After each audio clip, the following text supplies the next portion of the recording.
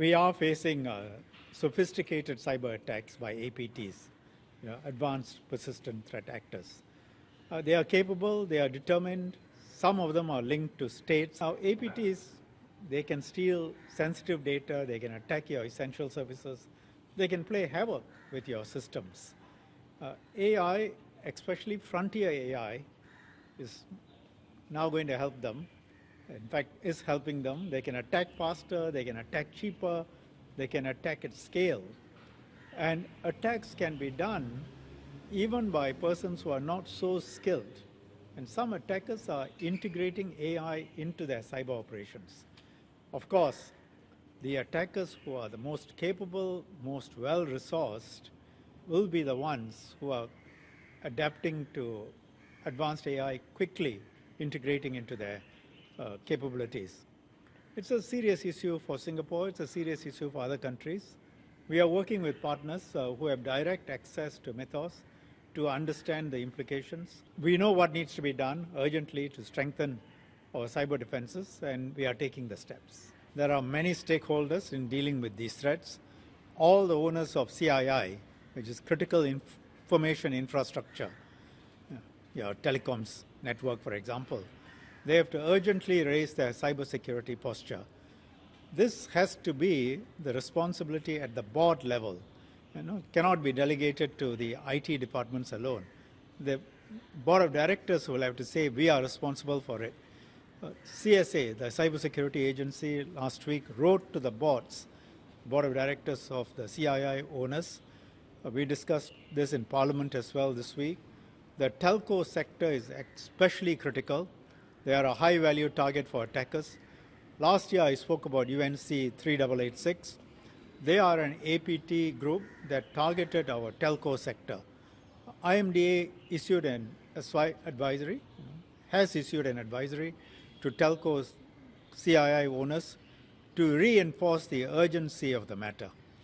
The advisory includes guidance on measures that they can take, for example, and including using AI themselves for cybersecurity, updating risk management plans, and the risk management plans must account for AI-enabled threats. MAS has also met the CEOs of some financial institutions. They discussed the collective response to AI threats. So our government has, sensitized the various stakeholders, and of course, government itself is also taking steps.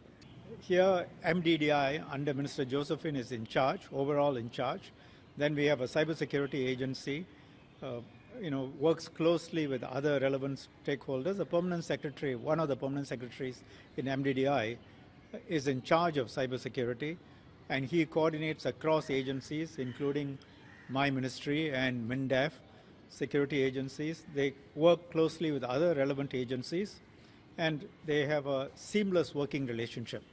There are existing platforms for them to work together. For example, on UNC 3886, many came together, dealing with Mythos and the new AI and enabled threats. Also, the agencies are coming together. They report to Minister Josephine, and I, as a National Security Coordinating Minister, also look at aspects of it. Look, would you say we can slow down on the adoption of AI? That makes no sense, right? That will make us less competitive and even more vulnerable. So we have to do two things in parallel.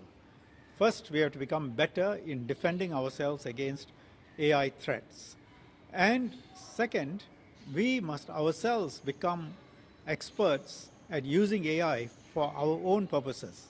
So government agencies, including CSA, GovTech, MINDEF, HTX, which is an agency under Ministry of Home Affairs, are all working on this, both themselves and together.